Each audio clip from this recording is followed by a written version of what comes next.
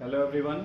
Last class हम लोगों ने ऑर्गेनिक नाइट्रोजीनियस बेसिस स्टार्ट किए थे। ठीक है, उससे पहले मैंने आपको बता दिया था कि नॉर्मल क्वेश्चन किस टाइप से सॉल्व होंगे। अब उसमें हमने पहला स्टार्ट किया था एलिफेटिक एमाइंस। हमने कौन सा स्टार्ट किया था? 4 टाइप के होते हैं टोटल, तो हमने पहला स्टार्ट किया था एलिफेटिक एमाइंस। अब देखो, एलिफेटिक एमाइंस के केस में मैंने आपको ऑलरेडी एक शॉर्ट फॉर्म दिया हुआ है कि अगर गैसियस स्टेट क्वेश्चन मेंशन करेगा तो आपका केबी का ऑर्डर हो जाएगा 321 का। अगर आपका सॉल्यूशन फेज की बात करें, सॉल्यूशन फेज मतलब बेस के साथ वाटर मॉलिक्यूल हो, तो आपका ऑर्डर हो जाता है 231 का। और ये ऑर्डर तब होगा जब 1 डिग्री 2 डिग्री एमाइन पे लगे हुए आर ग्रुप आपके मिथाइल ना हो, और अगर वो मिथाइल हैं तो ऑर्डर चेंज हो जाता है, तो 213 का हो जाता है। तो ये सारी चीजें हमने कल देख ली थी। ठीक है, अब अपन स्टार्ट करते हैं इससे रिलेटेड क्वेश्चंस, यानी कि इससे रिलेटेड क्वेश्चंस हम कैसे सॉल्व करेंगे। जैसे मैं बात करूं एलिफेटिक एमाइंस के केस में, पहला केस ले लूं।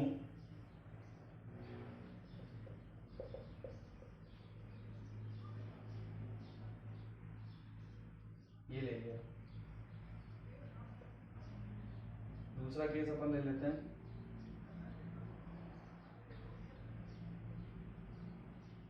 ये ले लिया। और तीसरे केस में ये ले लिया। ये तीन है हमारे पास। अब मुझे इसका केबी का ऑर्डर चाहिए। तो देखो, क्वेश्चन में कहीं पे भी ये मेंशन नहीं किया गया है कि ये गैसियस फेज में है। तो अगर कोई चीज मेंशन नहीं की गई है तो हम क्या बोलेंगे, ये किस फेज में है? ये सॉल्यूशन फेज में। और सॉल्यूशन फेज में अगर आर आपका मिथाइल नहीं है, इसमें से कहीं पे भी आर मिथाइल तो दिख नहीं रहा। ठीक है, तो उस केस में क्या हो जाएगा? उस केस में ऑर्डर होता था 231। यानी कि हमारे पास क्या बच जाता है? हमारे पास सिर्फ ये बच जाता है कि हमें एमाइंस की डिग्री निकालनी आती है कि नहीं आती। देखो, मैं इसकी बात करूं तो ये है 3 डिग्री एमाइन। सिर्फ एन है, सिर्फ एन है ना यहाँ पे, 3 डिग्री एमाइन। ये NH2, इसका मतलब ये 1 डिग्री है, हम ऐसे पहचानते हैं। और ये क्या है? ये NH है, इसका मतलब ये 2 डिग्री एमाइन है। तो एमाइन आपको पहचानना आना चाहिए। तो आंसर क्या हो जाएगा?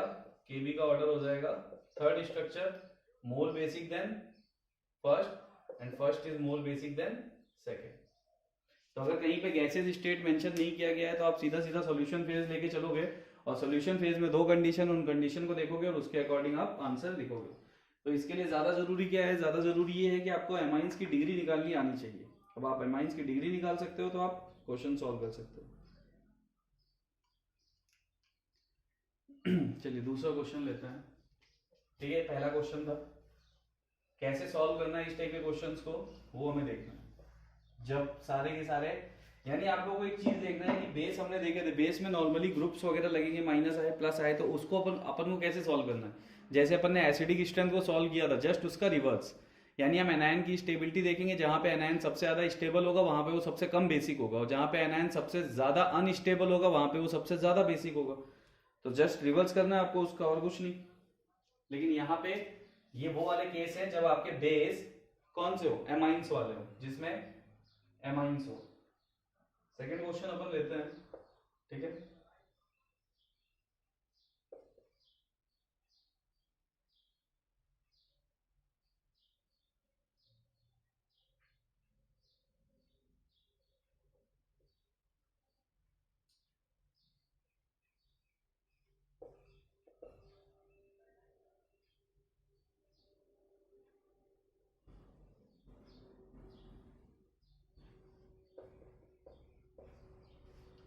ये अपन ने सेकेंड क्वेश्चन लिया है। एक ही क्वेश्चन में तीनों है, तो मान लो मैं इसको नंबरिंग दे देता हूं। ये है ए, ये बी और सी। मुझे इसमें ए बी सी का केबी का ऑर्डर चाहिए। मान लो एक स्ट्रक्चर में मैंने 3 एमाइन ग्रुप लगाए हुए हैं, तो मुझे एबीसी में ऑर्डर चाहिए कि ज्यादा बेसिक कौन होगा। तो देखो, सबसे पहले हमें क्या करना है? हमें डिग्री चेक करनी है। ये क्या है? जो आपका ए है वो क्या है? NH है। NH मतलब 2 डिग्री एमाइन।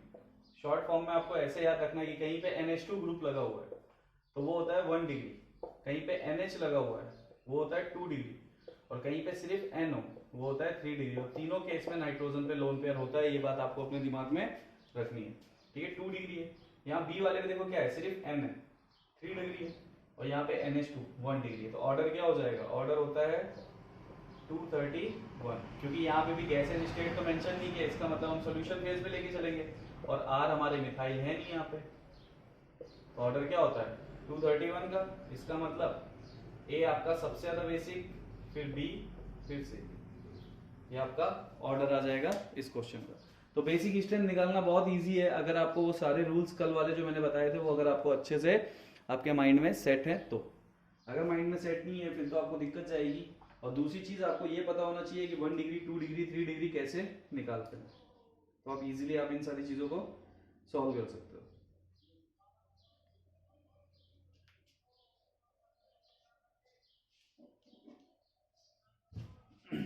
तो ये था सेकंड क्वेश्चन। तो अपन इससे रिलेटेड बहुत सारे क्वेश्चन करेंगे, सबके अलग अलग रीजंस भी होंगे, सारे रीजंस अपन ऑब्जर्व करेंगे, लेकिन जब तुम क्वेश्चन सॉल्व करोगे तो तुमको सारे रीजंस को कंबाइन करके ही क्वेश्चन सॉल्व करना होगा, प्रैक्टिस करना होगा। और भाई आप लोग अपनी बुकलेट वगैरह सॉल्व कर रहे हो कि नहीं कर रहे हो, ये बात मतलब किसी का कोई इंटरेक्शन ही नहीं है कि कोई कुछ डाउट पूछ रहा हो या कोई सॉल्व कर रहा हो, एक दो बच्चों को छोड़ दो, तो एक दो नहीं मतलब 4-5 लोगों को छोड़ दो तो बाकी कोई कुछ पूछता ही नहीं है। थर्ड क्वेश्चन है CH3 CH2 NH2, ठीक है, और CH2 double bond CH NH2, ये सेकेंड है, ये फर्स्ट है। इन दोनों में हमें बेसिक स्ट्रेंथ का ऑर्डर देना है, Kb का ऑर्डर देना है कि इन दोनों में से ज्यादा बेसिक कौन होगा। अब मैं अगर इसकी बात करूं, इस नाइट्रोजन की, तो ये नाइट्रोजन तुम्हारा क्या है, कौन सा है, हाइब्रिडाइजेशन इसका क्या है, तो इसका हाइब्रिडाइजेशन है sp3, क्योंकि जो इसका लोन पेयर है वो लोकलाइज्ड है, किसी रेजोनेंस में पार्टिसिपेट नहीं कर रहा, तो sp3 हाइब्रिडाइजेशन ऑफ लोकलाइज्ड है। इसकी बात करूं तो ये रेजोनेंस कर सकता है, रेजोनेंस कर सकता है, तो इस नाइट्रोजन का हाइब्रिडाइजेशन हुआ sp2 और लोन पेयर हुआ डीलोकलाइज्ड, ठीक है, डीलोकलाइज्ड।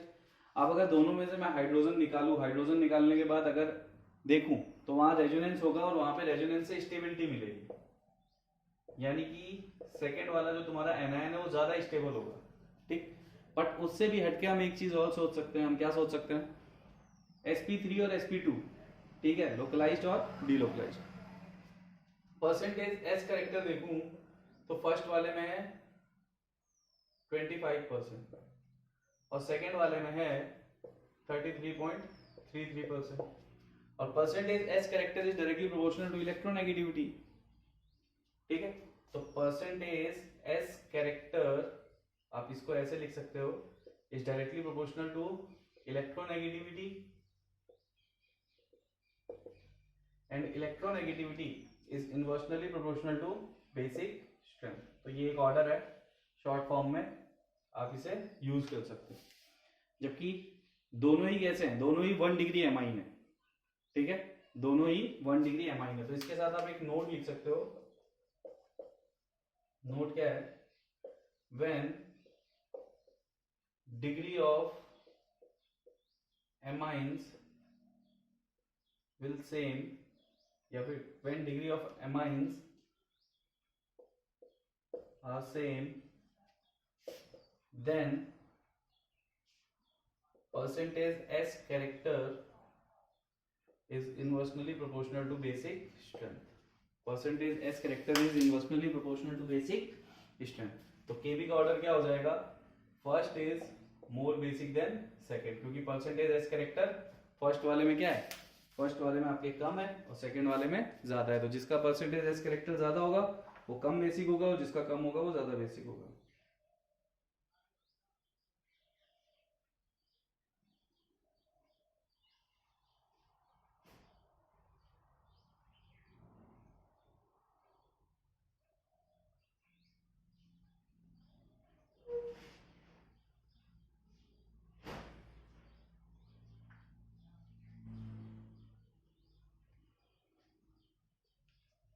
या फिर आप इसको ऐसे एक और तरीके से समझ सकते हो, और तरीका क्या है, जैसे इसका जो लोन पेयर है वो लोकलाइज्ड है और उसका कैसा है, डी लोकलाइज्ड।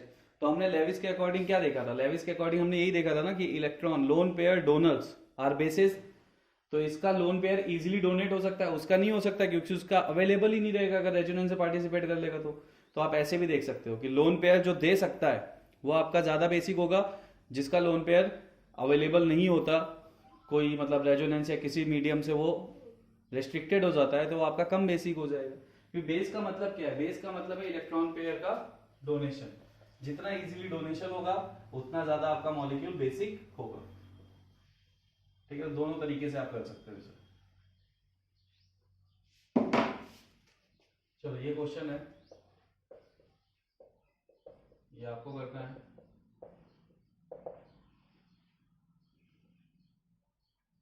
पहला और दूसरा,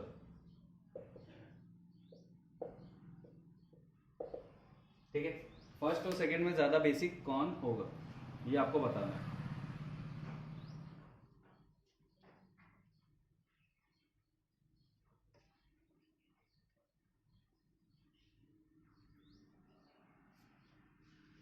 डिग्री निकालो और बताओ फर्स्ट और सेकंड में ज्यादा बेसिक कौन होगा।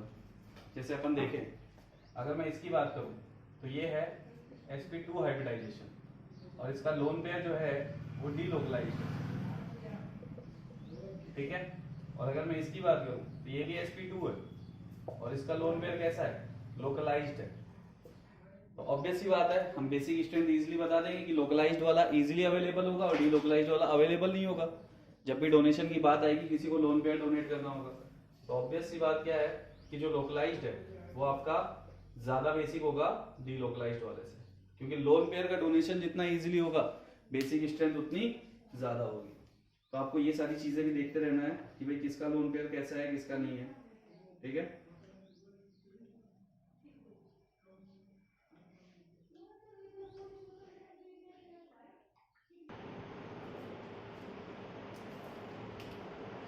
चलिए अब जो एग्जांपल मैं ले रहा हूँ उसमें मैं सारे के सारे लोन पेयर को आपके कैसे लूंगा, सारे के सारे लोकलाइज, सारे के सारे अभी लोकलाइज्ड होने वाले हैं। उस केस में हम कैसे सॉल्व करेंगे वो भी हम देखते हैं। CH3 CH2 NH2 ये पहला ले लिया मैंने। दूसरा है CH3 CH double bond NH, ये दूसरा ले लिया मैंने। तीसरा है CH3 C triple bond N, ये तीसरा ले लिया मैंने। अब ये तीन है और तीनों में हाइब्रिडाइजेशन अगर मैं चेक करूं तो ये है sp3, ये है sp2 और ये है sp, और तीनों का जो लोन पेयर है वो इस बार है लोकलाइज्ड। तीनों का लोन पेयर अगर लोकलाइज्ड है, ठीक है, अगर तीनों का लोन पेयर लोकलाइज्ड है या तीनों का हाइब्रिडाइजेशन सेम होता, सॉरी तीनों का क्या डिग्री सेम होता, तो आप क्या करते हैं? तब आप basic strength is inversely proportional to electronegativity ये करते हैं। अब यहां देखो एस कैरेक्टर कितना है? 50%, या फिर आप इसको क्या कर सकते हैं? Inversely proportional to percentage S character भी बोल सकते हैं। तो ये चीज आपको याद रखनी है कब किस केस में क्या लगेगा। ठीक है, अगर आपको केसेस याद है तब कोई दिक्कत नहीं है। तो यहाँ पे क्या 50%, यहाँ कितना है परसेंटेज एस कैरेक्टर 33.33% और यहाँ कितना है 25%। तो फॉर श्योर केबी का ऑर्डर क्या होगा? जहां पे परसेंटेज एस कैरेक्टर सबसे कम होगा वहां पे सबसे ज्यादा बेसिक होगा। तो first then second then third. तो देखो हमने डिफरेंट डिफरेंट केसेस लिए हैं। इस केस में हमने क्या किया, ध्यान से समझो। ये जो क्वेश्चन मैंने लिया है इसमें भाई सारे अलग अलग डिग्री के हैं। अगर मैं देखूं तो ये 3 डिग्री एमाइन है, ये 2 डिग्री एमाइन है और ये 1 डिग्री एमाइन। ठीक है, डिग्री तीनों की अलग अलग है। और लोन पेयर कैसा है? लोन पेयर आपका लोकलाइज्ड है। ठीक है, अब लोन पेयर लोकलाइज्ड है, सारी चीजें हैं, तो फिर क्यों आखिर मतलब इसमें क्यों नहीं ऑर्डर फॉलो हुआ 2-1-3 वाला, 2-3-1 वाला? ठीक है, तो उसका रीजन क्या है कि यहाँ पे जब लोन पेयर आपके लोकलाइज्ड है सारे के सारे और हाइब्रिडाइजेशन आपका डिफरेंट डिफरेंट है और आपकी डिग्री अलग अलग है, तो आप इस केस में क्या करोगे? इस केस में आप क्वेश्चन को सॉल्व करोगे किससे? परसेंटेज एस कैरेक्टर से।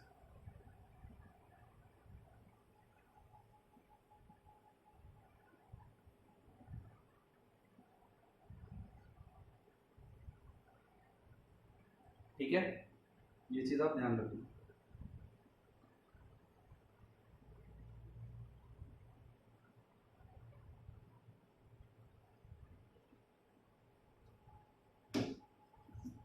चलिए नेक्स्ट क्वेश्चन अपन करते हैं। उससे पहले एक नोट लगाइए अपन, नोट लगाओ। नोट क्या है? नोट है ये जितने भी नोट मैं लगवा रहा हूँ उनको कॉपी के टॉप पे लगाओ। ये सारे नोट बहुत ज्यादा इंपॉर्टेंट है, जितना ज्यादा तुम्हें नोट याद रहेंगे उतना इजीली तुम क्वेश्चन को सॉल्व करोगे। If degree of amines are same, then cyclic amine is more basic than acyclic amine.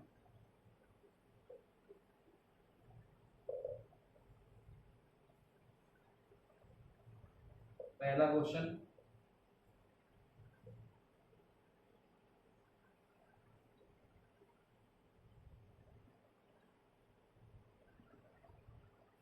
ये ले लिया मैंने। ये आपका कैसा है? असाइक्लिक है। और ये कैसा है? ये साइक्लिक है। ये 3 डिग्री एमाइन है, ये भी 3 डिग्री एमाइन है।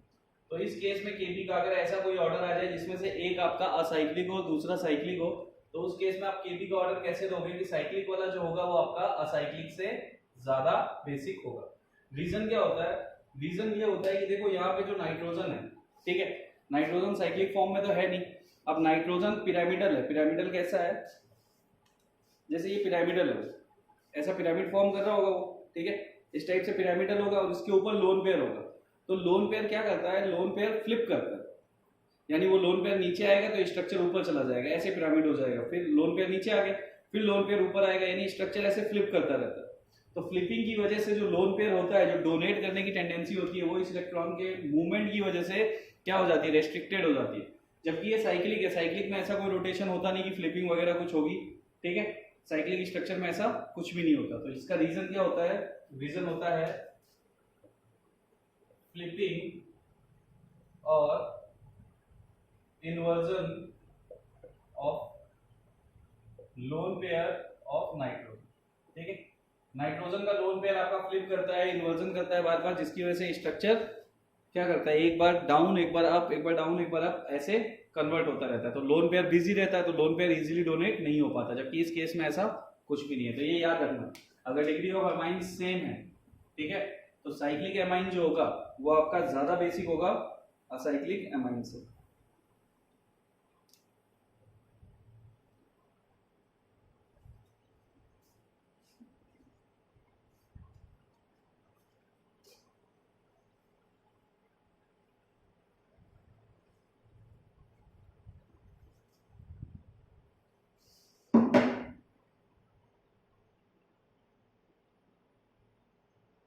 चलो एक क्वेश्चन मैं आपको देता हूं।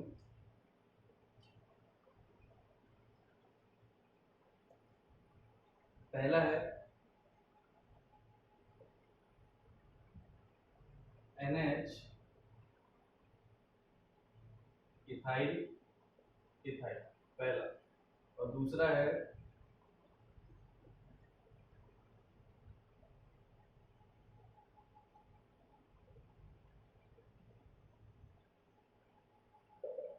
NH। अब दोनों क्या है? ये भी 2 डिग्री एमाइन है और ये भी 2 डिग्री एमाइन है। केबी का ऑर्डर देना है तो 2 इज मोर बेसिक देन 1, क्योंकि ये साइक्लिक है और वो असाइक्लिक है। तो साइक्लिक वाला अगर डिग्री ऑफ एमाइन सेम होगा तो साइक्लिक वाला ज्यादा बेसिक होगा असाइक्लिक वाले से। एक और स्ट्रक्चर लेते हैं।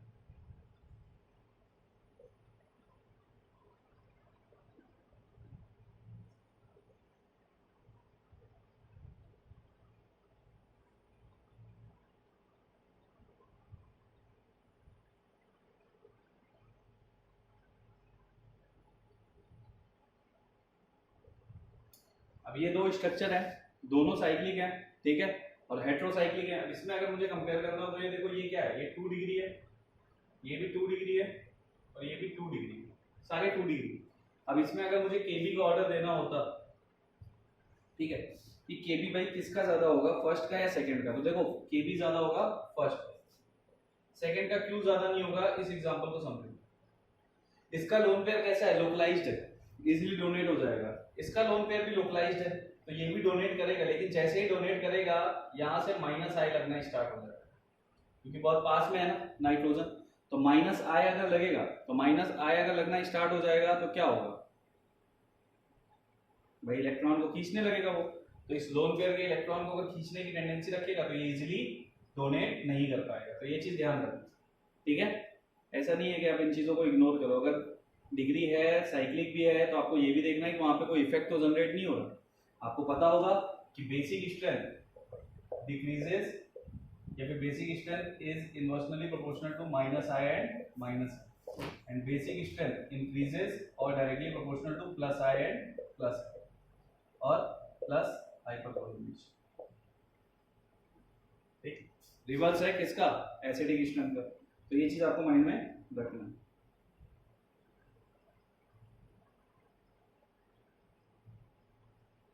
चलो इससे रिलेटेड एक क्वेश्चन देता हूं, उसको आप लोगों को सॉल्व करना है। तो जितने टाइप के क्वेश्चन हम करते जा रहे हैं एलिफैटिक के केस में, सारे के रीजन समझो, कोई नहीं समझ में आए पूछो, और भाई अपनी बुकलेट वगैरह कुछ सॉल्व करते रहो यार।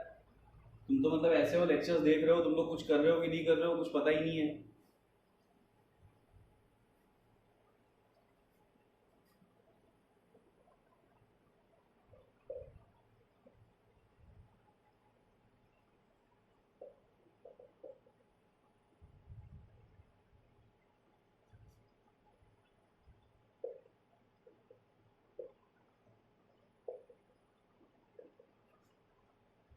ये 3 स्ट्रक्चर हैं, ठीक है। इन तीनों में तुम्हें केबी का ऑर्डर देना है।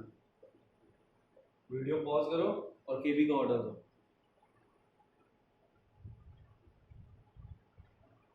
चलो देखते हैं। यहाँ पे देखो क्या है, ये लोकलाइज्ड है, ठीक है। फर्स्ट सबसे ज्यादा बेसिक होगा, ये भी लोकलाइज्ड है लेकिन इसका माइनस आई लग रहा है। यहाँ पे भी लोकलाइज्ड है लेकिन इसका भी माइनस आई लग रहा है। और नाइट्रोजन और ऑक्सीजन में से माइनस आई किसका डोमिनेंट है, माइनस आई ऑक्सीजन का डोमिनेंट है। ऑर्डर क्या होगा, फर्स्ट सबसे ज्यादा बेसिक होगा, देन थर्ड होगा और देन सेकंड होगा। क्योंकि सेकंड का माइनस आई लग के लोन पेयर को खींचेगा अपनी तरफ, लोन पेयर को खींचेगा तो लोन पेयर बिजी रहेगा, वो इजीली डोनेट नहीं कर पाएगा। तो ये वाला किस केस में होगा, सेकंड वाला में, क्योंकि यहाँ पे सबसे ज्यादा माइनस आई लगेगा।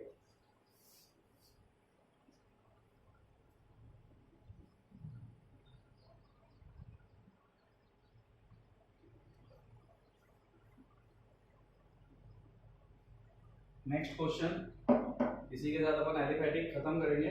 इसको देख सोच समझ के आप लोग को सॉल्व करना है।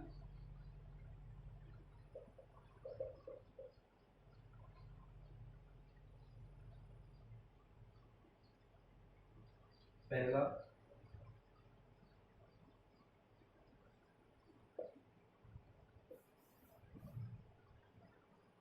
दूसरा,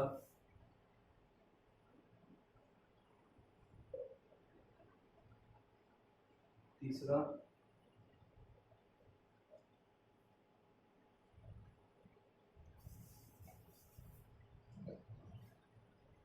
चौथा,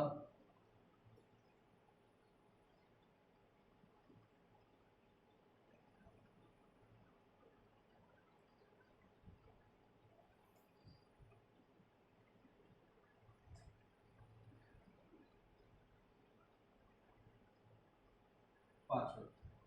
ये 5 हैं, इन पांचों में आपको बेसिक स्ट्रेंथ देना है। तो ये आपके लिए होमवर्क है। इस क्वेश्चन को आप लोग सॉल्व करोगे और इसमें बेसिक स्ट्रेंथ दोगे, ठीक है। क्या होगा, क्या लॉजिक लगेगा, सारी चीजें देखो और सॉल्व करना है। तो आपका एलिफैटिक कंप्लीट हो गया।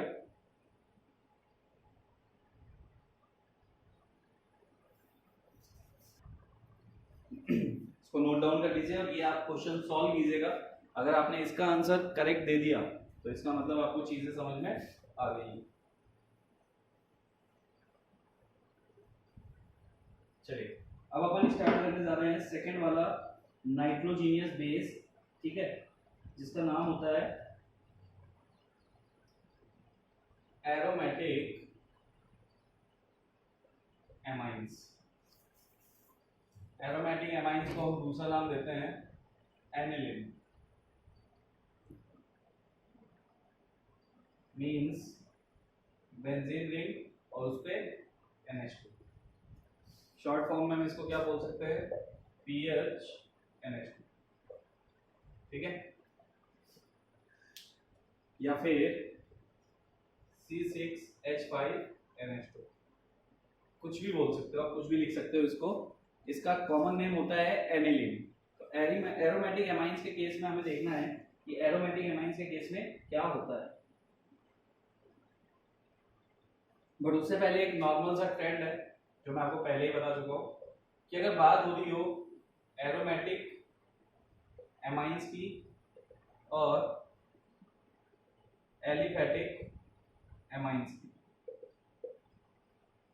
अगर बात हो रही है एरोमेटिक एमाइंस की या एलिफेटिक एमाइंस की, तो आपको ये चीज पता है कि जो केबी का ऑर्डर होता है वो क्या होता है कि एलिफेटिक एमाइंस आपके ज्यादा बेसिक होते हैं एरोमेटिक से, ठीक है। तो ये चीज हमने कल ही देखी थी। तो इस नॉर्मल से ट्रेंड को कॉपी के टॉप पे लिख लो कि एरोमेटिक वाले से ज्यादा बेसिक होता है एलिफेटिक, जबकि एसिडिक के केस में क्या था, एरोमेटिक जनरली ज्यादा एसिडिक होते थे एलिफेटिक से।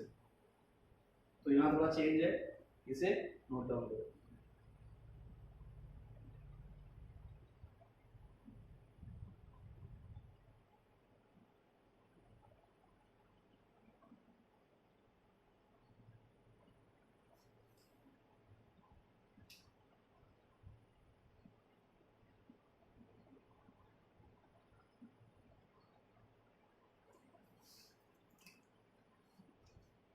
अब अपन एक चीज, एक कॉन्सेप्ट समझते हैं। जैसे हम लोगों ने बेंजोइक एसिड लिया था और बेंजोइक एसिड में हमने ऑर्थो इफेक्ट करके एक चीज पढ़ी थी, ठीक है। तो अपन ले रहे हैं एनिलीन, और एनिलीन के ऑर्थो पोजीशन पे अगर मैं कोई ग्रुप लगाऊं, एनिलीन के ऑर्थो पोजीशन पे अगर मैं कोई ग्रुप लगाऊं तो उससे क्या होगा, ठीक है।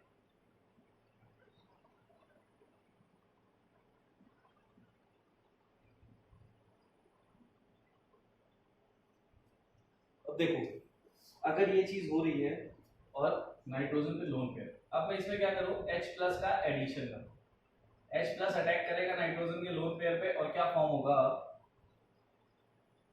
फॉर्म होगा नाइट्रोजन पॉजिटिव चार्ज के साथ 3 हाइड्रोजन, और उसके साथ साथ यहाँ पे एक ग्रुप लगा हुआ है, ठीक। अब ऑर्थो पोजीशन पे ग्रुप लगने से चेंजेस क्या होंगे वो हम समझते हैं। अब देखो, सॉल्यूशन फेज की बात हो रही है क्योंकि गैसियस फेज तो बोला नहीं है, तो यहाँ पे क्या होगा, वाटर मॉलिक्यूल आके ऐड होना स्टार्ट करेंगे, और वाटर मॉलिक्यूल अगर ऐड होना स्टार्ट करेंगे तो उससे इसे क्या मिलेगी, यानी वाटर मॉलिक्यूल्स का हाइड्रोजन बॉन्ड बनाना, मतलब सॉल्वेशन स्टेबिलिटी।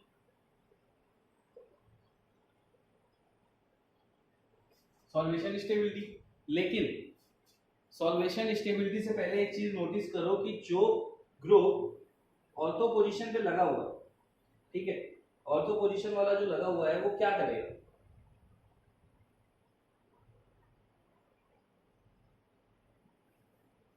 जो ऑर्थो पोजीशन पे लगा हुआ है क्या करेगा, ये SIR दिखाएगा, ठीक है, ये SIR दिखाएगा, या फिर ये क्या करेगा, ये ग्रुप वाटर मॉलिक्यूल्स को आने से रोकेगा, ठीक है। इसको ऐसे समझो, SIR छोड़ो, ये जो ग्रुप है ये क्या करेगा, ये इन वाटर मॉलिक्यूल्स को आने से रोकेगा। आने से रोकेगा तो उस प्रोसेस को हमने कल पढ़ा था SH2H2। अब इन दोनों चीज का मतलब समझो, सॉल्वेशन स्टेबिलिटी और SH2H2। सॉल्वेशन स्टेबिलिटी क्या है, जैसे मैं इसी स्ट्रक्चर को अगर ऐसे बनाऊं तो शायद इजीली समझ में आए। मैं यहाँ पे लगाता हूँ NH2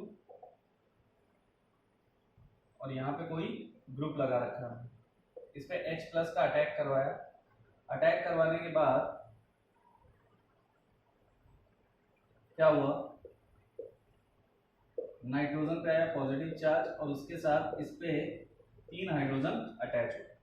अब 3 हाइड्रोजन होंगे तो यहाँ पे वाटर मॉलिक्यूल आके इनसे अटैच होने की कोशिश करेगा, और वाटर मॉलिक्यूल जब आके अटैच होने की कोशिश करेगा तो ये जो ग्रुप लगा हुआ है, ये भले ही EWG हो या ERG, ये क्या करेगा, ये वाटर मॉलिक्यूल को आके सॉल्वेशन स्टेबिलिटी देने से रोकेगा।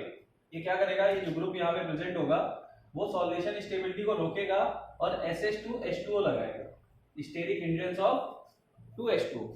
अब स्टेरिक हिंड्रेज टू H2O क्या होता है, यानी कि वाटर मॉलिक्यूल आके हाइड्रोजन बॉन्ड बना रहे हैं, लेकिन आसपास कोई बड़ा एटम है, बड़ा मॉलिक्यूल है या क्राउड है, तो क्राउड की वजह से वो वाटर मॉलिक्यूल इजीली वहां तक पहुंच नहीं पा रहे। अब इजीली वहां तक पहुंच नहीं पा रहे तो वो उस मॉलिक्यूल को सॉल्वेशन स्टेबिलिटी नहीं दे पा रहे। तो सॉल्वेशन स्टेबिलिटी को कम करना ही SH2H2O होता है, यानी इन वाटर मॉलिक्यूल को आने से रोकना ही SH2H2O होता है। तो स्टेरिक हिंड्रेज टू H2O हो जाएगा। और हमने कल ही पढ़ा था कि SH2H2O डिक्रीजेस बेसिक स्ट्रेंथ, यानी कहीं पे अगर ये कॉन्सेप्ट लग रहा है SH2H2O लग रहा है तो वो बेसिक स्ट्रेंथ को क्या करेगा, डिक्रीज करेगा, फॉर श्योर डिक्रीज करेगा। तो इस केस में क्या होता है कि एनिलीन के केस में यानी NH2, अगर कोई ग्रुप ऑर्थो पोजीशन पे लगा हुआ, ठीक है, भले ही वो EWG हो या ERG हो, बेसिक स्ट्रेंथ डिक्रीज होती है। यानी केबी का ऑर्डर क्या रहेगा कि जो नॉर्मल एनिलीन है वो ज्यादा बेसिक रहेगा ऑर्थो पोजीशन पे सब्स्टिट्यूटेड ग्रुप से। तो ये चीज तुम्हें ध्यान रखनी है कि ऑर्थो पोजीशन पे कोई भी ग्रुप लगाओ, चाहे EWG लगाओ चाहे ERG लगाओ, एनिलीन की बेसिक स्ट्रेंथ ज्यादा रहेगी। ठीक है, ये सीधा सीधा सा कॉन्सेप्ट। उसका रीजन क्या है, उसका रीजन है SH2H2O। SH2H2O की वजह से कोई ग्रुप ऑर्थो पोजीशन पे आने से SH2H2O लगता है, और SH2H2O स्टेरिक हिंड्रेज टू H2O की वजह से बेसिक स्ट्रेंथ डिक्रीज होती है। ठीक है, तो ये पूरा कॉन्सेप्ट है। इसको अच्छे से, अगर आपको ये कॉन्सेप्ट समझ में आया तो इसको अपनी लैंग्वेज में नीचे कहीं नोट लगा के लिखो कि ये पूरी प्रोसेस हुई क्या है, वरना कभी जब फ्यूचर में तुम कॉपी उठा के पढ़ोगे तो तुमको समझ में ही नहीं आएगा कि इसका रीजन क्या था। तो अगर कोई चीज यहाँ पे बताई जा रही है तो उसको अपनी लैंग्वेज में लिखो, ताकि कभी तुम कॉपी पढ़ रहे हो तो तुम्हें मेरी जरूरत ना पड़े। वहां पे तुम्हारे पास एक नोट लिखा होगा, उस नोट से तुम सारी चीजों को इजिली समझ सकते हो कि भाई ये पूरी प्रोसेस कैसे हुई, कैसे एनिलीन ज्यादा बेसिक होता है कोई ग्रुप अगर ऑर्थो पे लगा हो तो उससे। थोड़ा सा मैं बोर्ड पे आपको लिखने का टाइम नहीं देता, तो आप लोग समझदार हो, एक्सपीरियंस लो ऑनलाइन क्लासेस के लिए। ठीक है, हमारी कोचिंग के सबसे एक्सपीरियंस बच्चे आप ही हो, जिसने ऑनलाइन सेशन सबसे ज्यादा लिया है। तो आपको पता होगा कि वीडियो पॉज करके तुरंत लिख लेना होता है। चलिए हम एक चीज देखते हैं।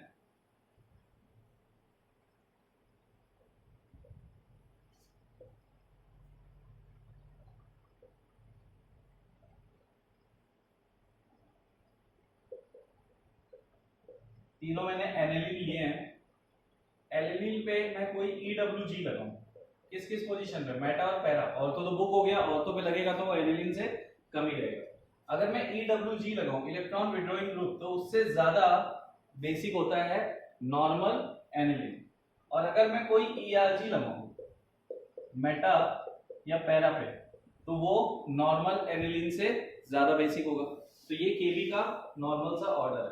केबी का ऑर्डर है इन तीनों के बीच में, एक नॉर्मल एनिलीन है, एक EWG कनेक्ट वाला है जिसमें मेटा या पैरा पोजीशन पे EWG लगा हुआ है, और एक में ERG लगा हुआ है। तो ERG वाला सबसे ज्यादा बेसिक होता है, फिर आपका नॉर्मल एनिलीन होता है, और सबसे कम होता है आपका EWG वाला। तो EWG के केस में आप बोल सकते हो, EWG को मैं आप ऐसे बोल सकते हो, ऑर्थो मेटा पैरा तीनों बोल सकते हो। भाई वहां पे वो वाला केस थोड़ा सा अपोजिट हो जाता है ऑर्थो पे लगने के बाद। हाँ, इसी के साथ एक चीज और लिख सकते हो आप, उसको कैसे लिख सकते थे हम, ठीक है छोड़ो।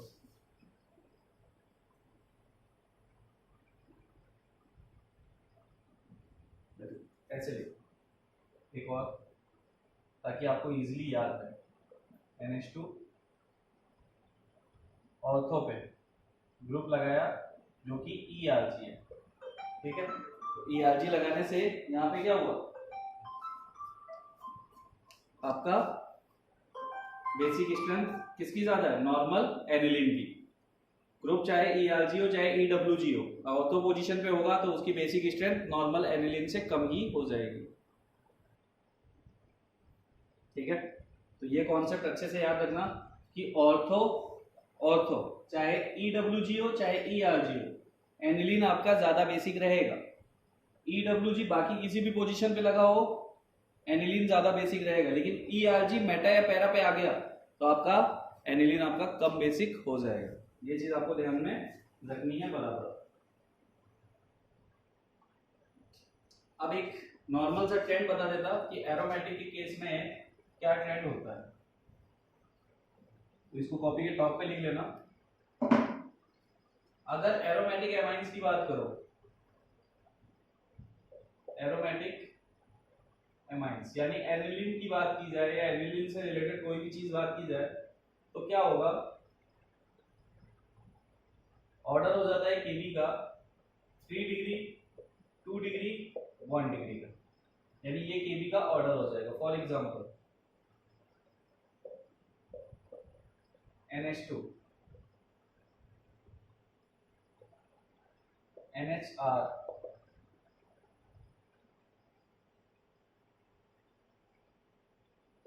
और NR, ये आपके एरोमेटिक एमाइंस है। ये आपका है 1 डिग्री, ये आपका है 2 डिग्री, और ये आपका है 3 डिग्री एमाइन, ठीक है। और तीनों एरोमेटिक एमाइंस हैं, तो केबी का ऑर्डर अगर मुझे देना हो तो विदाउट एनी एक्सेप्शन, इसमें किसी टाइप का एक्सेप्शन नहीं है, आप सीधा सीधा ऑर्डर दे दोगे 321 का, कुछ नहीं सोचना। थर्ड स्ट्रक्चर ज्यादा, फिर सेकंड, फिर 1, ठीक है। 321 का ऑर्डर इसमें फॉलो होता है, तो ये चीज याद रखना। एरोमेटिक एमाइंस के केस में कोई एक्सेप्शन नहीं है, 321 का ऑर्डर फॉलो होगा, मतलब होगा। एलिफेटिक में आपके सॉल्यूशन फेज और गैसियस फेज में अलग अलग बातें थी, वहां आपको ध्यान रखना है, यहाँ पे ऐसा कुछ भी नहीं।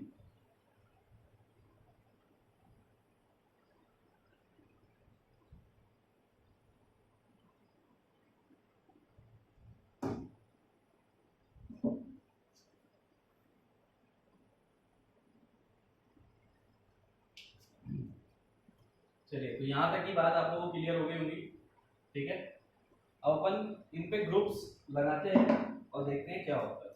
पहला क्वेश्चन मैं लेता हूँ, ए नॉर्मल एनिलीन मैंने ले ली, NH2। बी क्वेश्चन में हम क्या करते हैं, अब ग्रुप लगाना स्टार्ट कर देते हैं, तो मैं इस पे लगाता हूँ F। सी में क्या करते हैं, F की पोजीशन को चेंज कर देते हैं, मेटा पे ले लेते हैं। और डी में क्या करते हैं,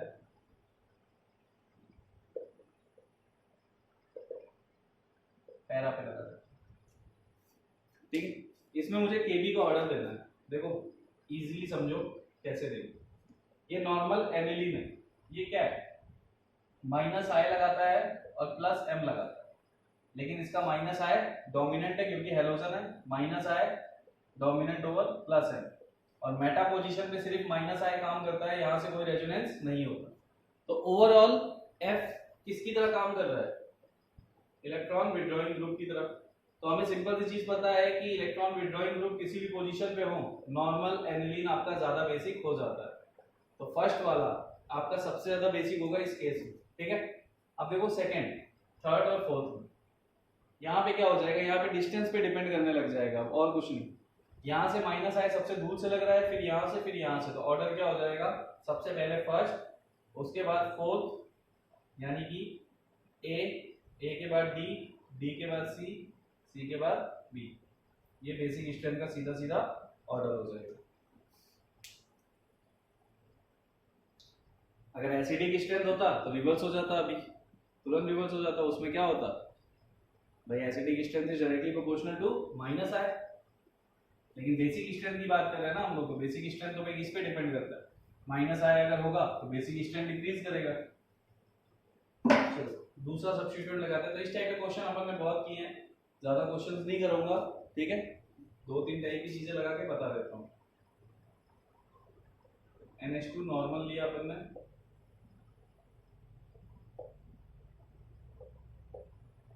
अब CH3 लगाते हैं।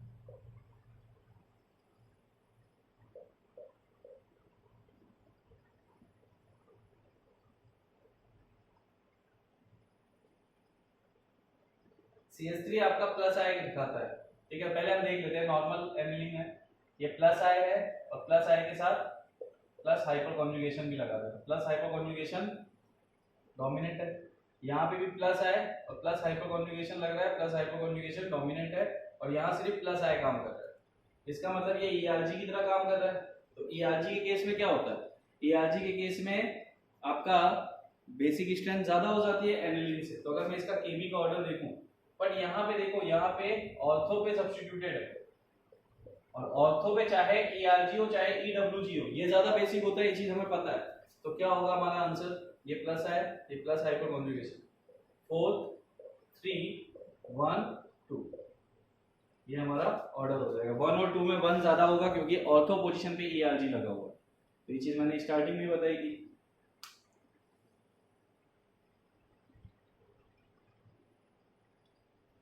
तो भाई इस टाइप के सब्स्टिट्यूएंट हमने बहुत ज्यादा सब्स्टिट्यूट किए थे। क्लोरीन, NO2 ले सकते हो तुम, OCH3 ले सकते हो, क्लोरीन ले सकते हो, या फिर डिफरेंट डिफरेंट ले सकते हो, उसमें कंपैरिजन कर सकते हो। तो ये तो बहुत इजी है, सीधा सीधा ऑर्डर है। इस टाइप के क्वेश्चन हमने सॉल्व किए, तो इसमें ज्यादा दिक्कत नहीं होनी चाहिए। अब हम चलते हैं एक दूसरे कॉन्सेप्ट की तरफ, ठीक है, कि SIR की वजह से क्या होता है। SIR की वजह से बेसिक स्ट्रेंथ बढ़ेगी, घटेगी, या क्या होगा।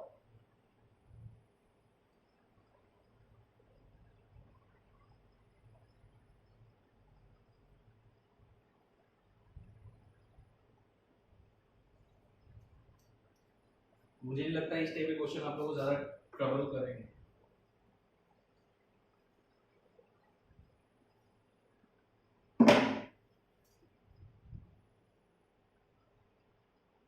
इसको थोड़ा सा अच्छे से समझते हैं।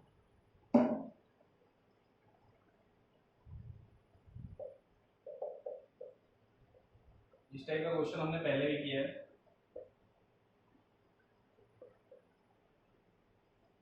ये मैंने एक स्ट्रक्चर लिया है, ठीक है। अब देखो, ये एक बड़ा ग्रुप है और उसके साथ साथ ऑर्थो पे भी एक बड़ा ग्रुप है।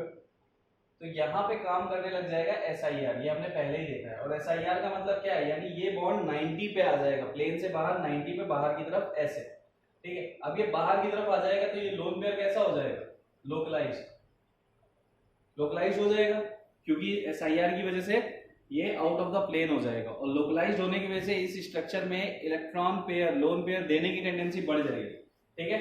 तो ये चीज याद रखना, due to SIR basic strength increases. अगर SIR लग रहा है कहीं पे तो SIR से बेसिक स्ट्रेंथ इंक्रीज करती है। और एक चीज और याद रखना, SIR is dominant over SH2H2। SH2H2 आपका बेसिक स्ट्रेंथ को कम करता है, ठीक है, बिल्कुल सही बात है। SH2H2 आपका बेसिक स्ट्रेंथ को कम करता है। लेकिन अगर कहीं पे SIR लग रहा है तो SIR लगने की वजह से क्या हो जाएगा, SH2H2O वीक पड़ जाएगा, यानी बेसिक स्ट्रेंथ बढ़ जाएगी। तो ये चीज याद रखना, कहीं पे SIR अगर वर्क कर रहा होगा तो बेसिक स्ट्रेंथ को बढ़ाएगा, ठीक है। अब जैसे एक स्ट्रक्चर आपके सामने बना हुआ है, ये चीजें नोट डाउन कर लेना। दूसरा स्ट्रक्चर मैं एक और बना दूं, ये पहला है, ये दूसरा है।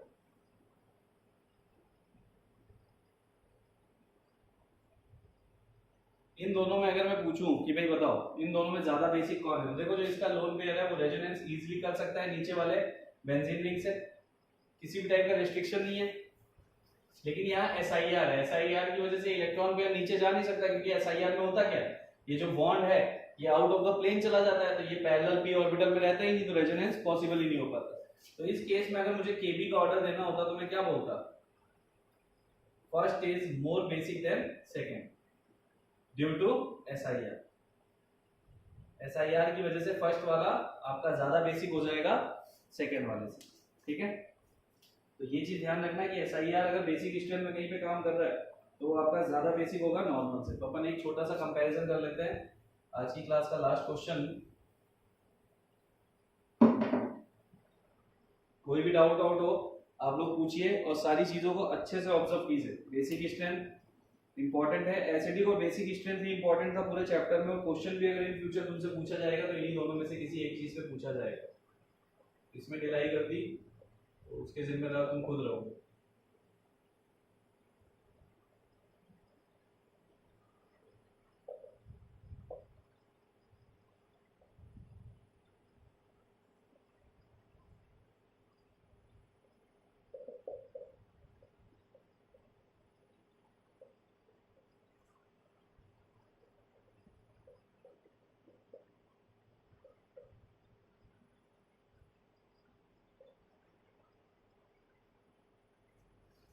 इसमें हमें आंसर देना है केबी। 4 स्ट्रक्चर है, चारों में हमें केबी का ऑर्डर देना है।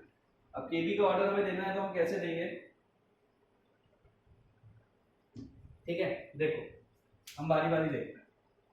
ये क्या है, ये एनिलीन है, कोई केस नहीं है, ठीक है भाई।